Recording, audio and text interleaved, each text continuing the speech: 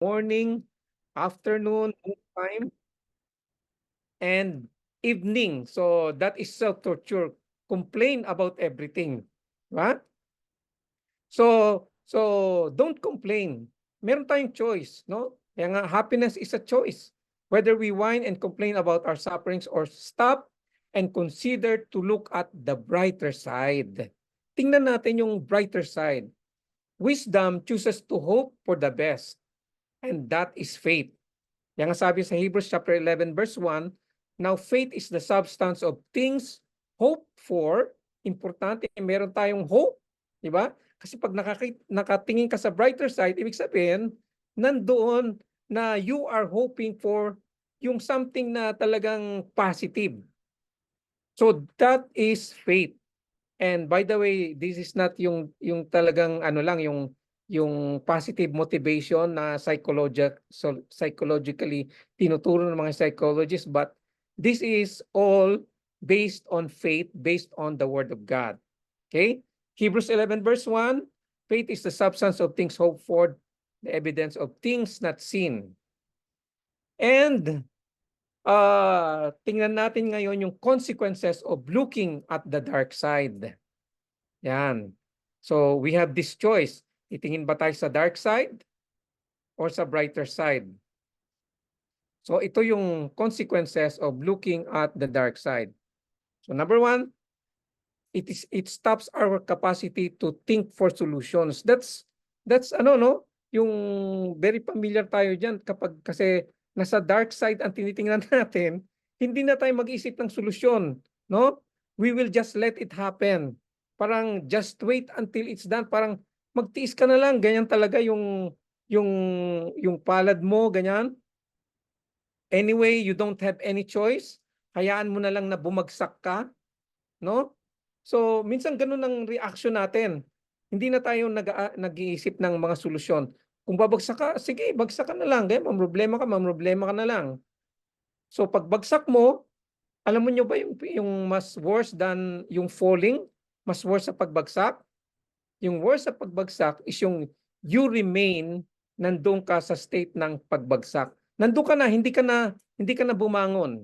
Yung nanatili kang bagsak, that is worse than pagbagsak.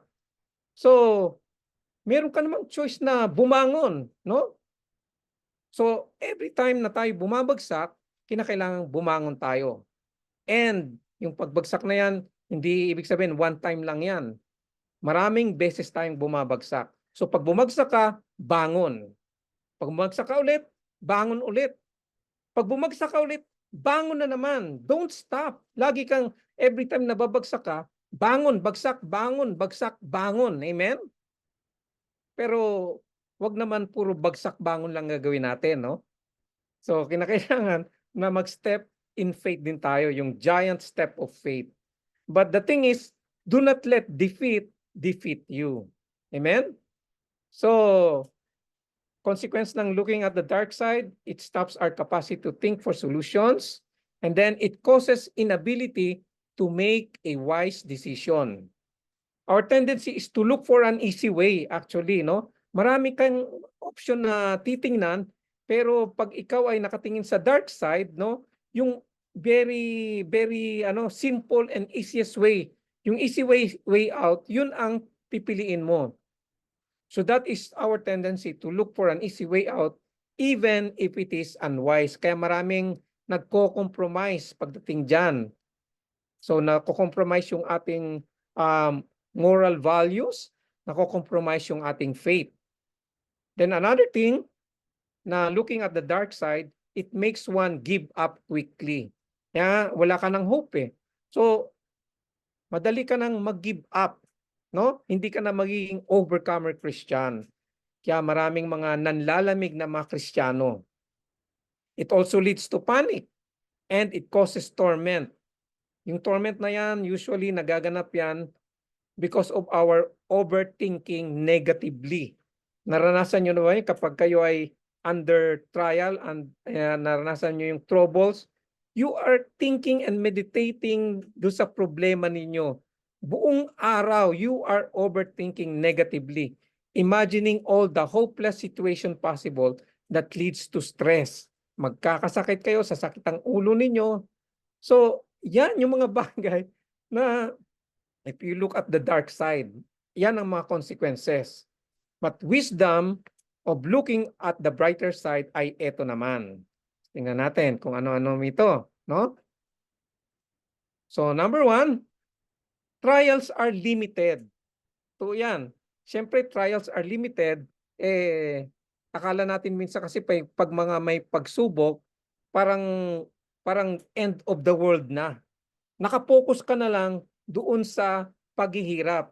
But trials are limited. Hindi naman buong panahon ng buhay mo ay nagsasuffer ka. Sabi nga sa 1 Peter chapter 1 verse 6, in this you greatly rejoice, though now for a little while, yan, importanteng word na yan ha, for a little while, if need be, you have been grieved by various trials. So this is actually a good news. Yung trials natin, dapat tayong mag-rejoice, sabi dito sa 1 Peter 1:6, because it is only for a little while. Gusto nyo ba itong verse na ito? Di ba? Kasi akala natin habang buhay na, tagal-tagal naman itong, ang nangyayari kasi sa atin, hindi tayo, wala tayong patience sa pain. Pag may karamdaman tayo, gusto natin immediately, yan, malunasan na yung ating paghihirap, di ba? Yung ating mga karamdaman. So, immediate, instant, kasi nabubuhay tayo ngayon sa talagang instant na yung lahat ng mga bagay. So, kasama na pati yung ating, yung temper natin, yung mood natin, kasama dyan. But this is a good news for a little while yung ating pong paghihirap. So that is the brighter side of trials. And trials are allowed only to fit your ability, our ability. Alam na natin to sa 1 Corinthians 10 verse 13. Di ba? Sino sa inyo nakaka-memorize nito? Memory verse natin. So ang sabi doon, no? Ang sabi doon, anybody? Memorize nyo? Okay? But yung verse na, yung 13b doon is, He will not allow you to be tempted beyond what you are able or beyond what you can bear. Yung the word na tempted doon, kasama doon yung trials. No? Even sa Tagalog, hindi niya ipahintulot na kayo'y subukin ng higit sa inyong makakaya. So that is the brighter side. Lahat ng mga pagsubok, mga paghihirap na naranasan natin, hindi pa hintulot ito ng Panginoon kapag hindi natin kaya. Amen? Kasi minsan ang akala natin doon sa mga pagsubok sa atin, hindi ko na kaya ito. I give up. Yan. Ganyan yung reaction natin eh. But we are encouraged by the Word of God that hindi niya ipipermit, hindi niya i-allow sa atin yung mga paghihirap na hindi natin kakayanin. Okay? So trials are limited, and number 2, joy is within your reach. Yan. Consciously choose joy. Di ba? Kasi mayroong part ng ating brain, pag-aralan natin yan doon sa toxic mind, na you can either reject or accept yung mga thoughts na umaaligid sa ating mga pag-iisip. So consciously choose joy because joy is within reach, no? Pwede nating, happiness is a choice. Choice is a joy is a choice. Pwede tayong mamili. Kaya nga binigyan tayo ng freedom of will. Yan. So gamitin natin to in a brighter side. Doon po sa brighter side. So maging conscious tayo.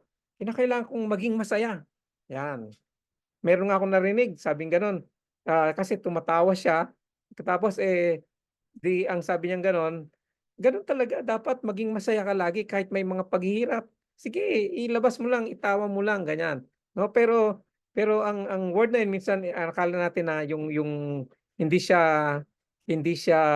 yung Bible based, but it is Bible based, and also it is also yung medical based. Kasi meron tayong tinatawag na mga happy hormones. Yan. At yung happy hormones na yon, when we choose joy, it helps boost your happy hormones. Yung happy hormones na yon, siguro alam to ni Sister Leia, yung mga dopamine, yung mga endorphins, Yan yung mga hormones na yan, nagbo-boost niyan kapag pinili natin na tayo ay maging masaya. Yung other things na boost yung happy hormones, yung pagda-diet, yung pag-exercise, yung meron kang community na talagang ginagalawan. So dapat na even sa ating mga fellowship, importante 'yan. So anything na magbo-boost ng happy hormones, gamitin natin 'yon. So this was actually na-discover ito by a certain doctor na nagkaroon din siya ng problema sa mental health, and nung siya po ay nandun sa hospital, doktor na po siya, ay napansin niya yung mga doktor na kasama niya, very technical yung treatment sa kanya, at parang hindi kino-consider yung emotion ng mga patient. So dito ang ginawa niya, nag-research siya about yung effect ng mood ng isang tao, usually yung lalong-lalo na yung happiness, dun sa treatment ng patient, na mas gagaling ang isang pasyente kapag meron siyang positive na pag yung hormones niya ay nabuboost, yung dopamine tsaka endorphins hormones niya, mas madaling gumaling. So ang ginawa niya, no, dun sa hospital na pinagtatrabahuan niya, aside from nag-administer ng mga gamot, ang ginagawa niya sa mga pasyente niyan, nag-ano siya ng nagpapalabas siya, nag-ano siya ng mga show. Meron siyang mga pasyente na mga cancer patients na mga bata. So ang ginawa niya, nag-costume siya ng clown at naggawa siya ng mga show na nagpapatawa siya. Yan, meron siyang ginawang ganon. So na-observe doon na talagang nakatulong sa mga pasyente, mas mabilis gumaling. So this is medically proven, but alam nyo ba na sa Bible, 3,000 years ago, nakasulat na yon. Hindi pa na-discover ng tao. Nakasulat to sa Proverbs 17 verse 22. Sabi rito, a merry heart does good like medicine, but a broken spirit dries the bone. Yan. So importante ngayon, no? Kapag tayo po ay talagang kahit may problema tayo, choose joy. Consciously, choose joy. Huwag mong pahirapan ang iyong sarili. Okay? Huwag kang magmukhang BS. Alam niyo po yung BS? Biyernes Santo. Yan. So, wag po tayo magmukhang BS. Kinakailangan po na tayo laging maging masaya. Choose joy. It's within your reach. A joyful, positive outlook is beneficial to our health. A hopeless, negative feeling, however, can drain us or of even the will to get well. Yan. Amen? So sabi po sa Romans chapter 12 verse 12, sabi po doon, rejoicing in hope, patient in tribulation, continuing steadfastly in prayer. This is one of my favorite verse, no? Kasi nadadagdagan yung mga favorite verses ko habang nagbabasa ako ng Biblia. So Romans 12:12, rejoicing in hope. That means, pag ikaw ay may pag-asa, meron kang hope, of course, nakikita mo yung brighter side. So, it start na magkakaroon ka ng rejoicing within you because you are looking at the brighter side. So, when you are under trial, it is always wise to have a positive outlook and look at the brighter side. The next time you are faced with trials, do not grieve. Instead, consider to welcome them joyfully as friends. That is the wisdom we need.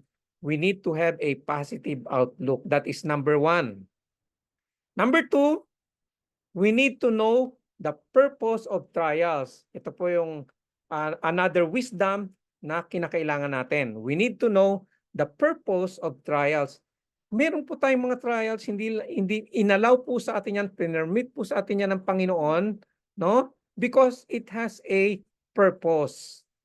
Ang sabi po rito sa verse 3 and 4, knowing that the testing of your faith produces patience. Yan. May magandang produkto po yung testing ng faith. It produces patience. Okay? So, but let patience have its perfect work, that you may be perfect and complete, lacking nothing.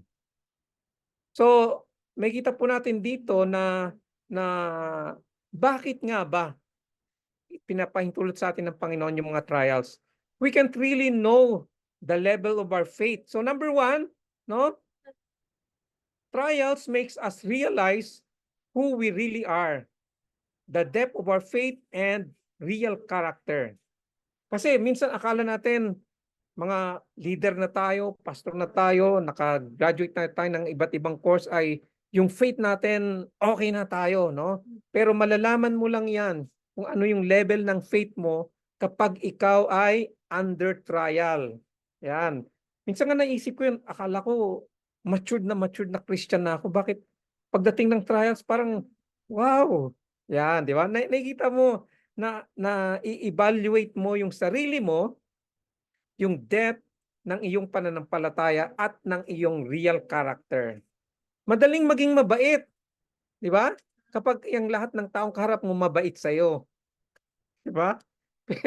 Pero pag yung kausap mo, nako, talagang unfair yung treatment sa'yo, kung ano-ano mga pinagsasabi sa'yo, ang hirap maging mabait. Doon mo na-realize kung sino ka talaga. Parang acid test of faith yung trials. Nalalaman mo pagdating ng trials kung ano na yung level of faith mo at kung ano na ang iyong character. Okay? We can't really know the level of our faith until it is tested. We can't really know the depth of our character until we see how we react under pressure. Ba?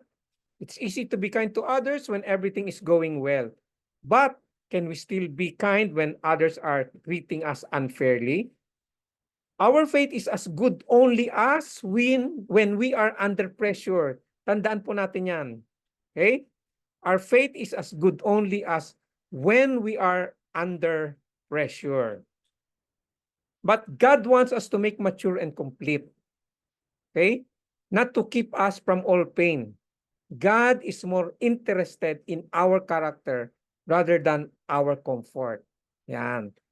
That's talagang napakaganda din niya, no?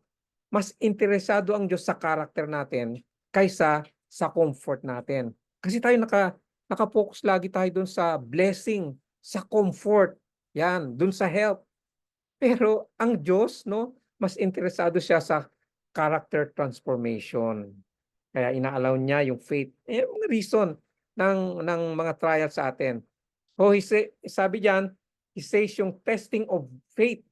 The word that is translated into this phrase occurs only dito sa James and in 1 Peter chapter 1 verse 7, which says that the genuineness of your faith being much more precious than gold that perishes, though it is tested by fire, yan yung word na test, may be found to praise, honor, and glory at the revelation of the Lord Jesus Christ.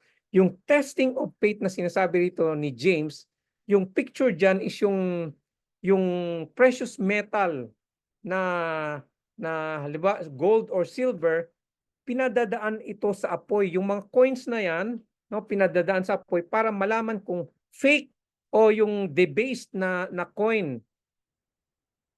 Kasi meron din siguro meron ding mga nagkalat no ng mga fake na mga coins dun sa market. So meron silang pang-test diyan. So pag tinetest yon, dumadaan to sa apoy at yung mga dross ng mga impurities pag dumaan sa apoy, bumabagsak yan at naiiwan yung gold hanggang sa ito ay kuminang ng kuminang.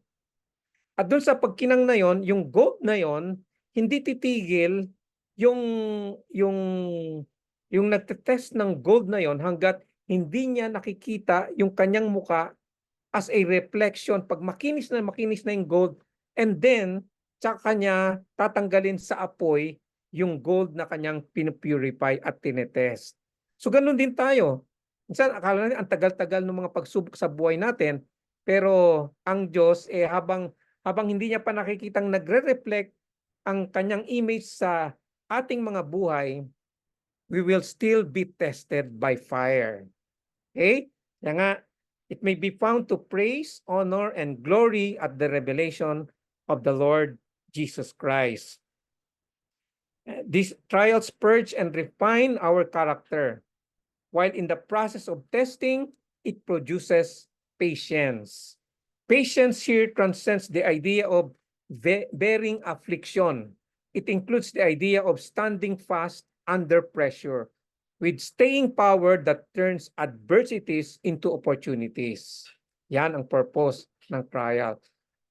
Trials also transforms us into Christ-likeness. No?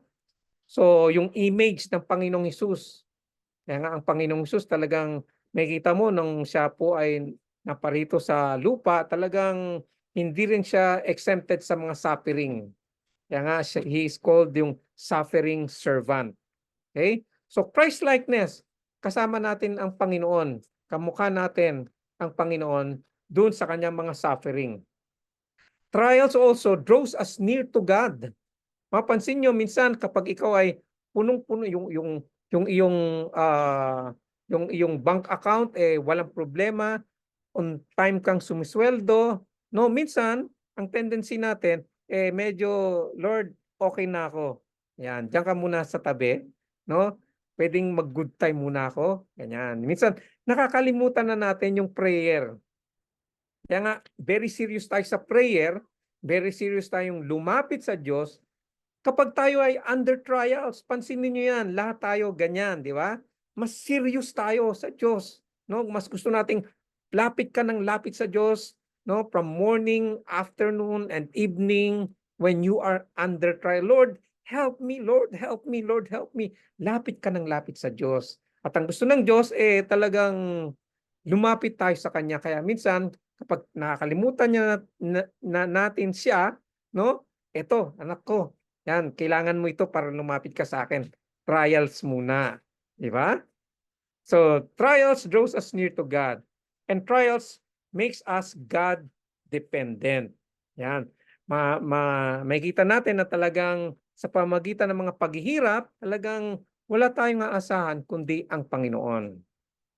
But let patience have its perfect work, sabi ni James, that you may be perfect and complete. Yan yung Christ-likeness. Yan yung matured na Christian. Walang complete sa iyong pananampalataya. Lacking nothing ang sabi diyan, no? So let patience have its perfect work. Ibig sabihin, we need to trust the process. Sometimes it takes long period of testing. Sometimes it's short, depending on how you learn from it. Ba? So nevertheless, we are impatient with sufferings because we don't want suffering. Amen? Ayaw nating suffering Kaya impatient tayo. As much as possible, we want an immediate stop to our suffering. We want an easy way out. We want a quick fix. We make shortcuts. We short-circuit the process. But we need to trust the process. That is God's process. Parang yung butterfly yan. Alam natin yung life cycle ng butterfly, no? Dumadaan yan, nagiging caterpillar yan, then pumapasok sa kanyang yung cocoon. And merong isang story ng isang mama na tiningnan niya, inobserbahan niya yung anong yon, habang lumalabas sa cocoon yung butterfly, nakita niya naawa siya na hirap yung butterfly na lumalabas dun sa cocoon. So tinulungan niya yung butterfly, kinat niya yung cocoon. Kinat niya ng cutter, then lumuwag na yung opening, and then yung butterfly ay nakalabas at nakalipad. Pero naobserbahan niya, after a while, hindi nagtagal yung butterfly. Hindi maganda yung development ng kanyang wings, and then hindi nagtagal, namatay yung butterfly. Bakit? Kasi short circuit niya yung process.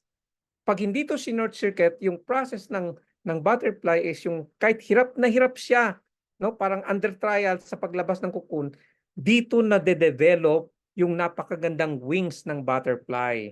At doon siya ay magiging wonderful, kahanga-hanga, at nagagawa niya yung purpose sa kanya ng Panginoon, na makalipad at maging magandang tanawin sa mga mata ng tao.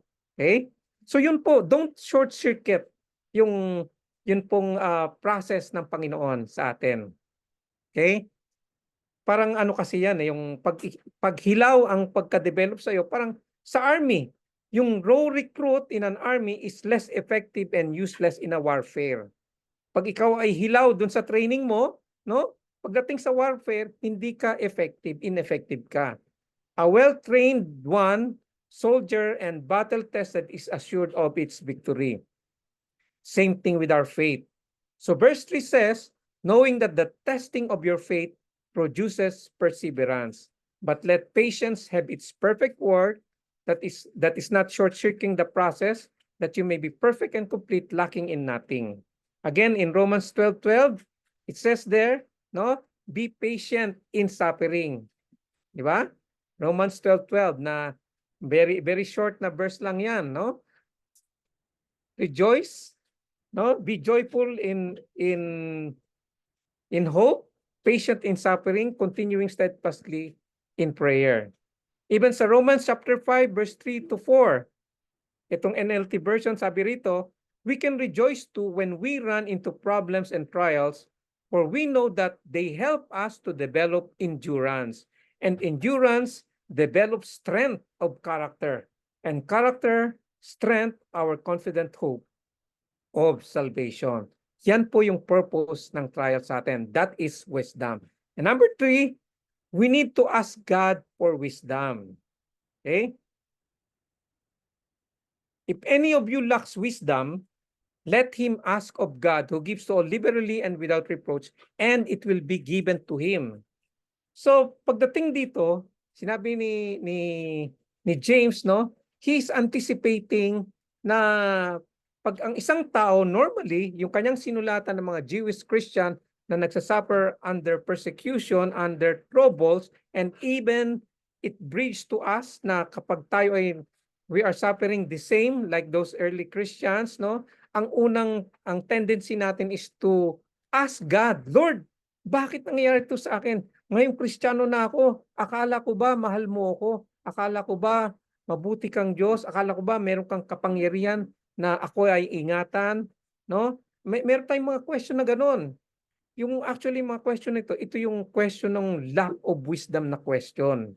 Okay? Pag nagtatanong tayo sa Panginoon, when we are under pain and trouble, sickness, lahat ng uri ng problema, Lord, why? Hindi actually kini-question mo yung yung reason kung bakit ginawa to ng Panginoon, but we are blaming God. We are doubting God sa kanyang pag-ibig.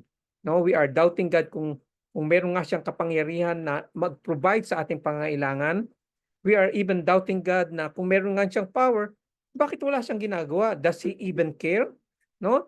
That are the questions of lack of wisdom. So here, James is anticipating that question. So sinabi niya, if any of you lacks wisdom, pray, let him ask of God. Yan, let him ask of God, who gives to all liberally and without reproach, and it will be given to him. So these are the questions, no? Na talagang yung joy na yon, pag may wisdom ka, that means don't pretend you know everything. Instead of asking why, Lord, no? Yung mga katanungan natin yon, ask God, Lord, what do you want me to learn from these trials? Diba? Baguhin natin yung tanong natin sa Panginoon, instead na why, Lord? Lord, anong gusto mong ituro sa akin sa mga trials na ito? So don't pretend you know everything. Ask, kaya nga sabi ron, ask. That is actually a command, no? Ask God, tanungin mo ang Diyos. James says, ask God. Makakatulong yung pagtanong natin sa Diyos sincerely, no? Kung ano ba yung perspective ng Diyos. Kasi siya yung Diyos eh. Mas alam niya yung hindi natin nalalaman. His ways are higher than our ways. Just as the heavens is higher than the earth, so are His ways and His thoughts are higher than our thoughts. So ask God. Mas problema ka when you do not ask God. Yung even sa practical na mga buhay natin, no? Sa trabaho, etc., no? Kinakailangan natin magtanong to gain knowledge, to gain wisdom. Nangyari nga sa akin yan nung ako'y bago pa lamang sa Kuwait. So doon sa trabaho ko, hindi ko pa alam yung process. But nung nandun ako sa trabaho, hindi ko alam yung gagawin ko. tumahimik lang ako dahil nahihiya ako na mabisto akong hindi ko alam yung ginagawa ko. But later on, na-discover ito na hindi ko alam at tumahimik lang ako. And then, nakarating ito sa manager namin. Yung manager namin, isa siyang Briton. As yung Briton na yon, talagang sarcastic siya. Ang ginawa niya, nag-print siya sa isang A4 paper at sinulat niya doon, ang nakasulat doon, at pinost niya doon sa wall sa wall namin, sa office namin na kitang-kita ko. At ang nakasulat doon sa paper na yon, ang sabi doon, ask if you do not know. Yan. So ask if you do not know. Yun lang. Simple lang. So ganun din tayo, no? That means we cannot navigate our life on our own apart from God's wisdom. James says, parang, listen, if you want to know and if you want to understand how to navigate these trials, if you want to know how you can have a joyful understanding of what you're going through, then pray to God. Seek wisdom that is from above. James tells us by way of encouragement that when we go to God and seek wisdom, what is God's response? Ang sabi niya dyan, no? Ini-encourage pa tayo ni James, no? If any of you lacks wisdom, ask of God. Bakit? Yan, itong encouragement ni James, who gives to all generously and without reproach. Hindi madamot sa wisdom ang Diyos, di ba? It's there, available for the asking. So, very simple lang ang gagawin natin. Humingi ka lang sa Diyos ng wisdom, ipagkakalob niya yon generously at hindi siya manunumbat. And asking God, no, for wisdom, it shows our faith in Him. Ba? So ask God for wisdom. James is telling us that when we go to God for wisdom, it's actually a demonstration of our faith in Him. A faith that issues in obedience to His command, if any lacks wisdom, let him ask of God. So James writes the condition of asking, but let him, sa verse 6, let him ask in faith with no doubting, for the one who doubts is like a wave of the sea that is driven and tossed by the wind. So yung condition ng paghingi natin kinakailangan, may pananampalataya para ma-receive natin yung wisdom. Okay? It must be done in faith with no doubting. So James, ang sinasabi niya ito, he's talking about yung someone who has split loyalties or split allegiance when it comes to God in wisdom. No? Yung sinabi niya ito, you are a double-minded man. Yan. Split yung kanyang loyalty o yung kanyang allegiance sa Panginoon. So parang dalawa. Merong wisdom from the world at merong wisdom from God. And then parang hindi niya mapili kung ano talagang pipiliin niya. Double-minded, no? Parang yung isang unbeliever na nahulog sa bangin kasi unbeliever siya. Nung nahulog siya sa bangin, and then madilim yon, so nakakapit siya sa isang sanga. And then unbeliever siya pero very desperate siya. Nagpray siya kasi narinig niya na mayroong Diyos na tumutulong. So nagpray siyang ganon habang nakakapit siya doon sa sanga. And then sabi niya, o Diyos, kung ikaw nga ay totoong Diyos, sabi niya gano'n, at tulungan mo ako. Kailangan ko ng wisdom. Paano ako maliligtas dito? Iligtas niyo ako. Bigyan niyo ako ng wisdom. Then sabi ng Diyos sa kanya, ako ang Diyos na tinatawag mo. Magtiwala ka sa akin. Bitawan mo yung sangang kinakapitan mo. So, mahuhulog siya. Ang wisdom of the world, pag binitawan niya yun, mahuhulog siya. And then, so nagdalawang isip siya. Then nagtanong ulit siya, meron pa bang ibang Diyos dyan sa taas? Ayan, ganon. So double-minded, no? So double-minded. So yung doubter is someone who wants to yung talagang mag-aano siya kung ano talaga yung two ways. They will ask God for wisdom, but they will also look over their shoulder to see if anyone has anything better to offer. Yan. Kung inakala nilang mas better ito, so yun ang mas pipiliin nila. But let's check what the Bible says, no? Yung kinakailangang wisdom ng Bible, ng godly wisdom, yun ang piliin natin. rather than yung what the world says. They don't believe that God's ways will necessarily and always be the best way. Sabi nga ni Sam Alberry, no, yung quote na ito, James point that it is clear we need to be sincere about receiving God's wisdom as He is about giving it to us. Yan. Kung sincere tayo sa pagtanggap ng wisdom from God, dapat na talagang makita natin na ang Diyos natin, sincere din siya, serious din siya sa pagbigay ng wisdom sa atin. So when that seeking is not done in faith, James says, you will be like the wave of the sea that is tossed back and forth in the sea. So ano itong yung wave of the sea na tinotoss back and forth, no? Tayo yung wave na yon, no? Paulit-ulit, toss back and forth pa, back and forth, trials dito, trials doon, pabalik-balik. Kapag tayo ay nag-ask na without faith. So kinakailangan with faith para ma-overcome natin yung mga trials na yan. Sabi rin ni Grant Osborne, a person who doubts God's goodness dishonors Him. Such a person must not suppose that he will receive anything from the Lord, since he is unsure whether God is good or will do good. Sabi po ni Grant Osborne. Amen? So, lastly, number 4, we need a teachable heart and follow God's instructions.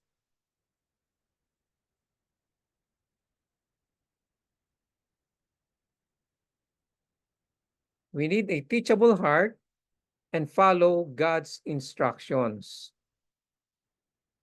Sabi rito, therefore lay aside all filthiness and overflow of wickedness, and receive with meekness the implanted word which is able to save your souls. But be doers of the word and not hearers only, deceiving yourselves. So, ano yung use ng gaining knowledge without applying it? So, you know what to do and you don't do it, anong tawag doon? Is it foolishness? Hindi lang foolishness. Sabi ni James sa James 4 verse 17, therefore to him who knows how to do good and does not do it, to him it is a sin. Yan. Kasalanan yun. Foolishness na nga yun dahil alam mo na nga yung dapat gawin, hindi mo pa ginagawa. No? It is foolishness and it is a sin, sabi ni James, James 4:17. At alam ba natin yung the only reason why we don't apply God's word, it is because of pride. Yan. Meron tayong mga pride. We think we know better than God. We think God's idea is good, but we have a better one. Then, rebellion follows and we decide on our own. At sabi ni James dito, kaya sabi niya, receive with meekness. May pagpapakumbaba. Receive with meekness the implanted word which is able to save your souls. Kasi minsan kasi ganyan tayo no? Hindi naman tayo instantly obedient kaagad dun sa word of God. Yan, di ba? May struggle tayo kasi nasa flesh pa rin tayo, no? There are times na yung choice pa rin natin, dun tayo magde-decide kung ano ang gusto natin. But here, dahil alam na ng Diyos ang mas nakabubuti, the implanted word which is able to save your souls, ang gawin na lang natin, humbly, no, receive with meekness yung word ng Panginoon, which is better, no, or which is best para sa ating mga trials. That is humility. Be humble. We need a teachable heart to be wise. Verse 21 says, lay aside all fitness and filthiness and overflow of wickedness. Lay aside is an action word. It must be practiced, no? Lay aside, iwaksi mo yan. Action word yan, no? Ibig sabihin ito, meron tayong dapat na gawin. Dapat magkaroon tayo ng obedient heart and teachable heart. So it must be practiced. So it must be applied. Verse 22 says, but be doers of the word and not hearers only, deceiving yourself. And we're going to look at yung wisdom of distinct character, which is that is practical, no? wisdom from God relates to life even during the most trying times. Diba? Yung wisdom from God, if you know that is a wisdom from God, nakaka-relate yan sa lahat ng bahagi ng buhay natin, even during the most trying times. The wisdom is the tool by which trials are overcome. And an intelligent person may have a profound ideas, but a wise person put profound ideas into action. Amen? A heart that is teachable and follows after God is wisdom. So, sabi ni J.I. Packer, not until we have become humble and teachable, standing in awe of God's holiness and sovereignty, acknowledging our own littleness, distrusting our own thoughts, and willing to have our minds turned upside down, can divine wisdom become ours. Yan. Hindi natin ma-receive yung divine wisdom kapag hindi humble and teachable ang ating mga puso. Amen? So in conclusion, no, we all need wisdom.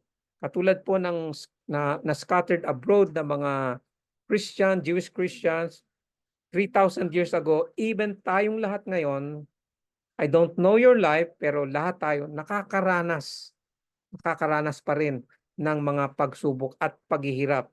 And sometimes, sinasarili na natin yon. So, dapat nating malaman yung mga points na ating pinag-aralan, no? Ano-ano ito? So, number one, no, we need to have a positive outlook. Look at the brighter side. And then number two, we need to understand na may purpose yung trial na yan, kaya pin-permit sa atin ng Panginoon yan. And number three, we need to ask God for wisdom. Okay? Hindi tayo marunong, di ba? Sabi nga pala ni Socrates, sabi niya, the only true wisdom is in knowing you know nothing. Di ba? So that is talagang may wisdom din doon sa sinabi ng philosopher na si Socrates. So we need to ask God for wisdom.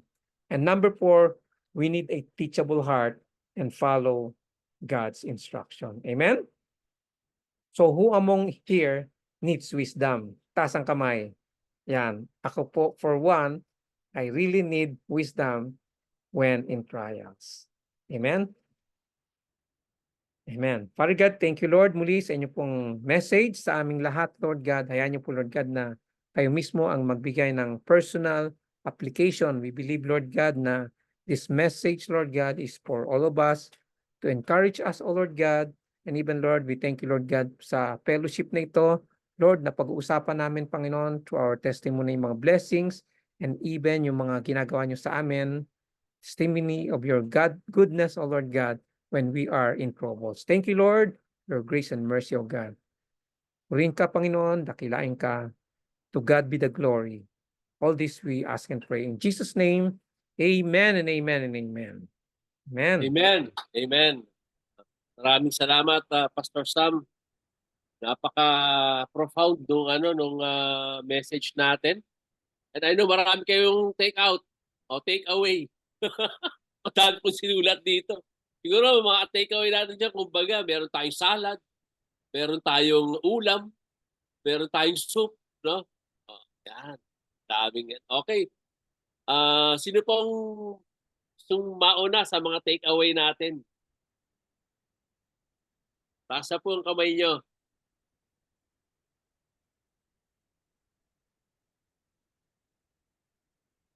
Una kong take away rito, sabi ni Pastor Sam, huwag kayong BS.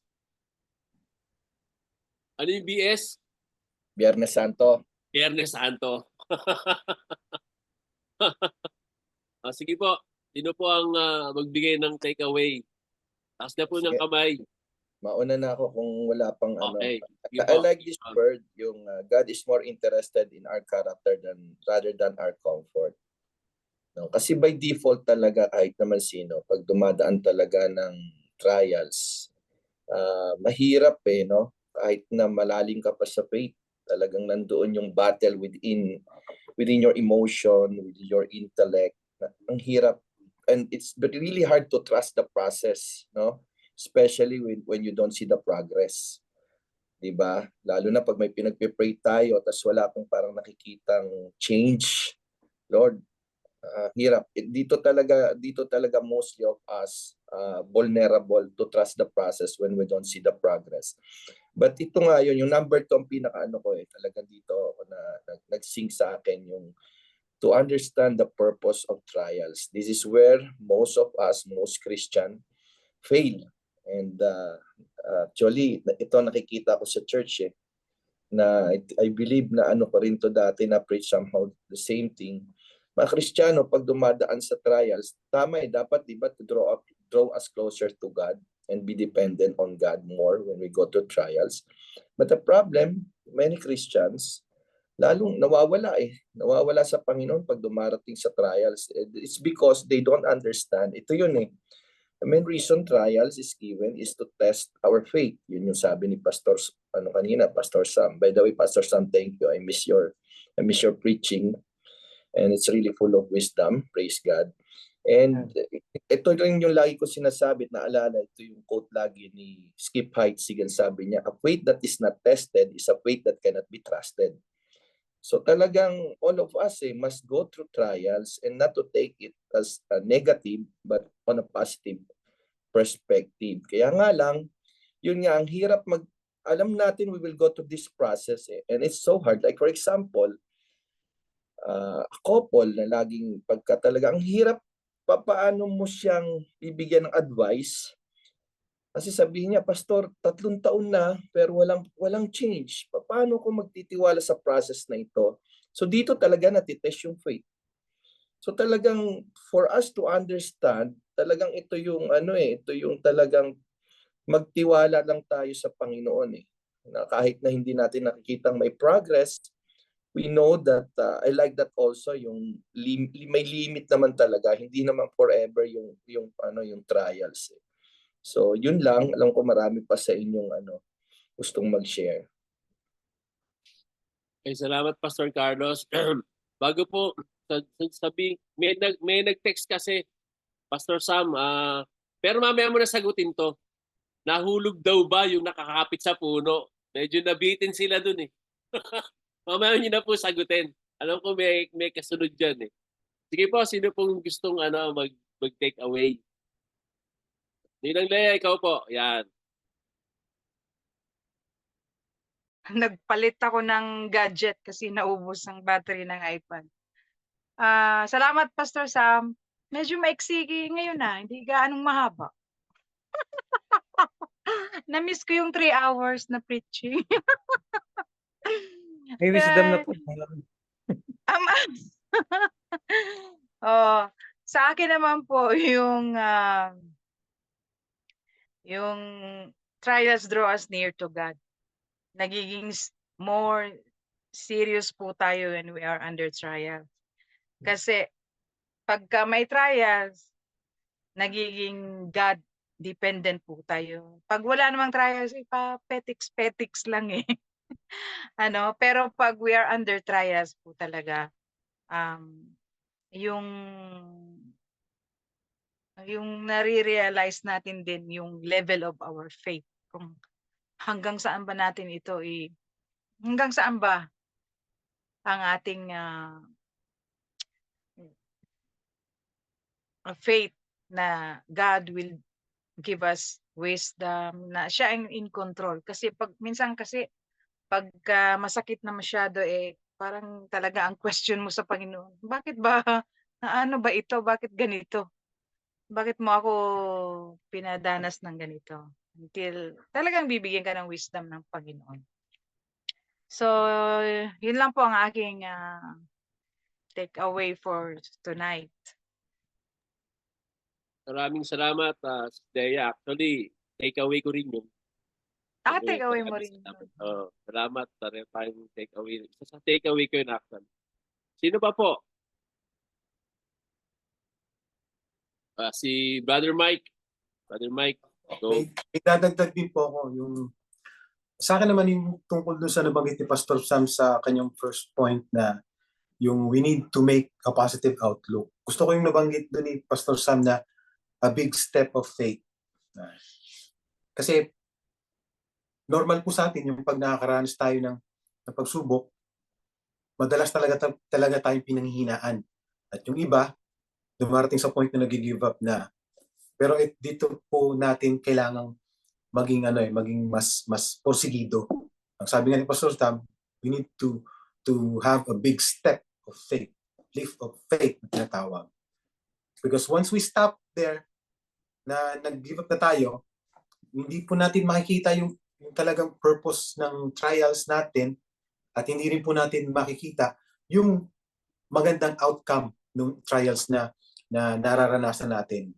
Because we know that everything na natin pong napagdadaan ng pagsubok sa buhay is part ng ating pagiging Christian life. So hindi naman po talaga tayo doon exempted. And we all know na pagkatapos po nun, blessing and good things will come from the Lord. Yun lang po ang sa akin. Salamat, Brother Mike. Actually, number 1 yan. Maganda rin yan. Nasa notes ko yan eh. Yung consider it your joy. Good.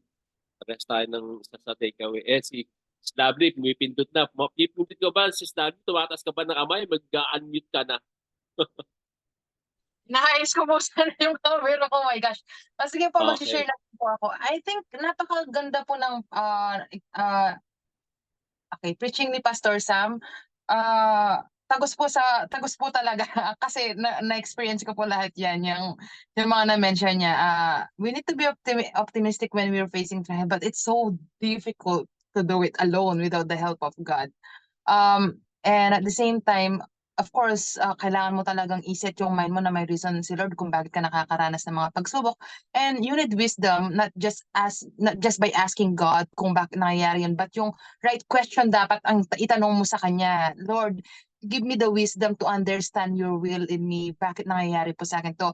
Ang additional ko lang po na point doon din sa preaching ni Pastor Sam is when we are facing trial, we must surround ourselves with people who has the same faith or has the same mentality of us. Kasi kung nagdaranas ka na nga ng trials, tapos lalapit ka pa sa tao na yung instead na ma-uplift yung spirit mo is gagatungan pa yung napagdadaanan mo.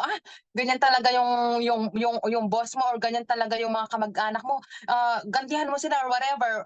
Talagang hindi talaga mako-question ang pagiging Kristiyano mo. But when you are surrounded by those people who have the same mindset like you, who have the same Christ sa kanila, mas gumagaan ang mga trials sa buhay mo. And at the same time, they will also advise you na, and cheer you up like, you need to be optimistic. Just pray ka lang kay Lord at at patatagin mo ang faith mo. And at the same time, i-uplift nila yung spirit mo with the word of God eh. So, we must be careful as well when we are facing trial to kung sino yung mga tao na kailangan na kapalibot sa atin or lalapitan natin. Otherwise, baka magaya tayo dun sa story na instead na yung taong may problema is tatalon na, tapos pinuntahan mo, sabay pala kayong tumalon. Instead na maakay mo siya, is pares kayong tumalon, baka ganun na mangyayari sa'yo. So, yun lang po. Amen. Amen. Thank you, Sis Lovely. Salamat. At tama yun, no? Dapat we are surrounded by believer din. Yung faith natin na talagang mahirap pag nakasama mo pa yung mga walang faith sa ibang sa iba ka mapupunta. Mga maling desisyon na magbibigay sa'yo. Maling advice. Sino pa po? Sana lang po. Okay, kung wala, ako naman sabihin ko na po. Kung wala po, po yung mga takeout ko. Trials Unlimited for a little while. Maganda yun. Isipin lang natin for a little while. No? Joy is within our reach. Have to choose joy. Okay? Even Christ suffered. No? Tawag nga ang pangalan nga ng Panginoon, Christ is suffering servant. Tapos, pag under trial, mas malapit tayo sa Diyos. Parang kay Dea, Ninang Dea. we need to trust the process, the God's process. So instead of asking why, Lord, ask God about what do you want me to learn from this trial? Don't think you know everything, hindi tayo all-knowing. Ask if you do not know. Yan yung mga takeaway ko po. So, kung wala na pong mag-share ng takeaway nila, wala na po ba? Okay, so let's move to our giving. Ito po si Brother Hans. Are you ready, Brother Hans? Ready po, Pas. Ready po, Pas. Okay po. Madilim ako, madilim. Yes. And a blessed evening, morning, and afternoon po ulit sa everyone. Narinig niyo po ako, Pas? Mic. Opo. Hello? Yes, Ayan, okay, yes. thank you. Yes. Ako rin, gusto ko rin magdagdag dun sa message ni Pastor Sam. Kabes po yung sabi kanina niya na sabi sa James, diba, considered it as pure joy when you face trial. Kung iisipin natin, no, parang ang hirap, di ba? How can you consider joy when you are in trial? I guess it's impossible sa mga taong hindi naniniwala sa Kanya. But if you have Jesus Christ in your heart, it's not impossible because we do not ask. We do not have patience. Yun po yung takeaway ko doon. Kaya minsan, hindi talaga natin siya nakukonsider as joy dahil nga sa mga financial troubles natin, dahil hindi tayo nakafocus sa Kanya. We do not ask and we do not wait.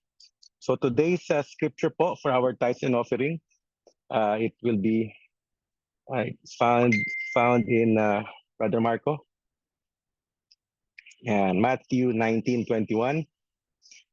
Jesus said to him, if you want to be perfect, go sell what you have and give it to the poor, and you will have treasure in heaven, and come, follow me. So we all know that this world is a very big place. And we here sa Zoom, we are, though we are, most of us here are Filipinos, or all of us here are Filipinos, but we live in different backgrounds, cultures, cities, and countries. And we all know that in every countries that we are working or living right now, there are people there that are not being reached the gospel of Jesus Christ. So we are doing the tithes and offering, as we all know,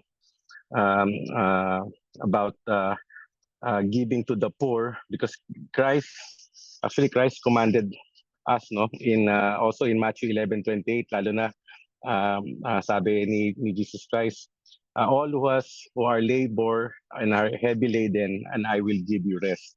But that means no matter where we came from, no matter what cultural background we are, we all need to go to Jesus Christ, nobody else. And us, as a part of Jesus Christ's body, we have the responsibility to continue the ministry of Jesus Christ.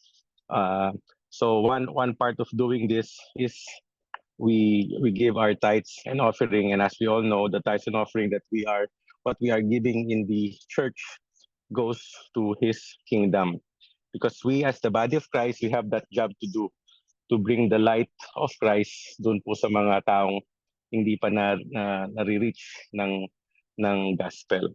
So this is also a great opportunity while we commune sa GCI Global. Alam ko maraming mga generous people na hindi nare-reach, so nandito na po ang Zoom para ma-reach out po kayo sa paghipo po sa inyo ng banal na espiritu. So yun lang po.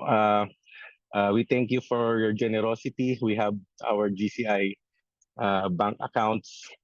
You can always send it through BPI, and make sure po na i-inform niyo po si Pastor Roy or si Pastor Carlos once you send your tithes and offering. So yun lang po. Maraming salamat po, and let us pray. Lord, maraming salamat, Lord. Dakila ka nga, O Panginoon. I believe, O Lord, that the tithes and offering that will be given today, O Lord God, from your from your church body, O Lord God, your servants, O Lord God, will be used, O Lord God, mightily to the expansion of your kingdom, O Lord God. Lord, bless each and every one of us who's here, O Lord God, continuously attending this GCI Global Zoom service, O Lord God. Thank you, Lord God, for their lives, for their time that they na yung oras po nila, Panginoon, na inihanda, Panginoon, para po makinig sa iyong salita, Panginoon. Bless the work of their hands, O Lord God. And let them remember, O Lord God, that when they are tired, O Lord God, to always come to you, O Lord God. Thank you, Lord God, for this day. In Jesus' name we pray. Amen. Amen. Brother Hans, thank you so much.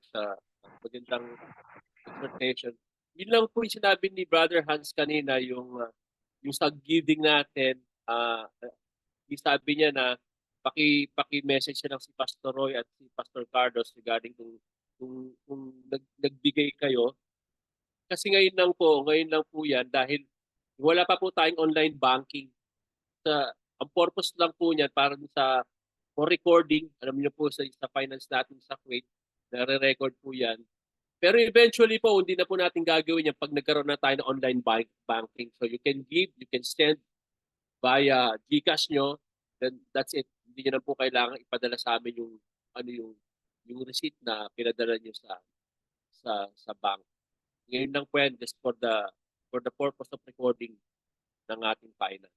So maraming salamat mga kapatid for joining ito pa pala muna bago tayo matapos. Buti naalala ko, Pastor Sam, kwento mo muna tuloy mo na muna ngayon bago tayo mag-ending. Nahulog ba yung taong nakakapit sa sanga?